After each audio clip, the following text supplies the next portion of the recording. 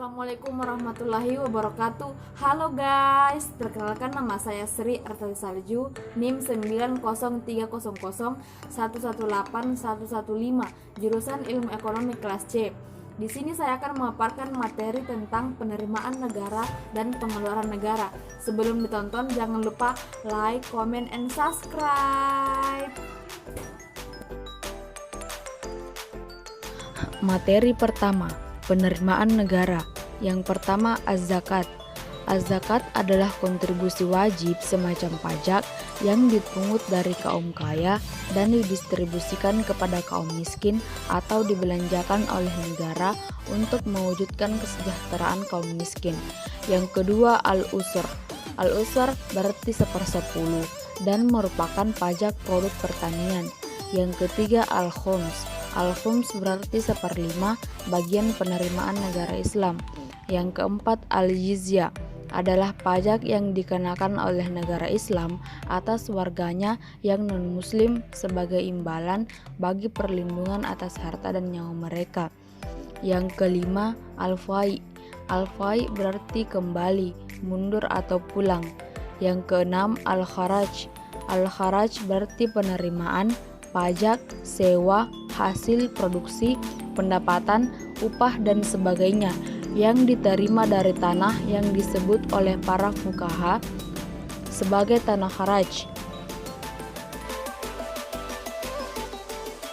Perlu diketahui, studi terhadap Al-Quran, hadis, dan praktik yang dijalankan oleh Nabi, kesepakatan para khulafaur rasyidin, pendapat para fuqaha Islam, dan pengalaman negara-negara sepanjang sejarah menunjukkan ditemukannya beberapa jenis justifikasi yang memungkinkan negara Islam menarik pajak duniawi atau ekstra syariah di samping zakat untuk membiayai kebutuhan-kebutuhan darurat dan untuk mendanai pengeluaran raksasa bagi program kesejahteraan mereka. Materi kedua, pengeluaran negara. Jenis-jenis anggaran. Yang pertama, anggaran rutin atau biasa disebut dengan current budget. Disiapkan untuk membiayai pengeluaran rutin administrasi pemerintahan, pertahanan negara, pengembalian utang, dan pengeluaran-pengeluaran lain yang memiliki sifat rutin. Yang kedua, anggaran pembangunan atau capital budget. Disiapkan untuk membiayai pengeluaran jangka panjang seperti bangunan prasarana, lembaga pendidikan, dan fasilitas kesehatan, telekomunikasi, proyek-proyek pertahanan negara. Sistem anggaran. Sistem penganggaran yang dipakai di dalam negara Islam adalah estimasi penerimaan yang wajar dari semua sumber negara dipersiapkan dengan hati-hati, lalu kemudian didistribusikan bagi berbagai kategori pengeluaran. Prinsip-prinsip pengeluaran. Yang pertama, kriteria utama bagi seluruh alokasi pengeluaran adalah kesejahteraan rakyat. Yang kedua, kepentingan penduduk mayoritas harus didahulukan dibandingkan dengan kepentingan penduduk minoritas.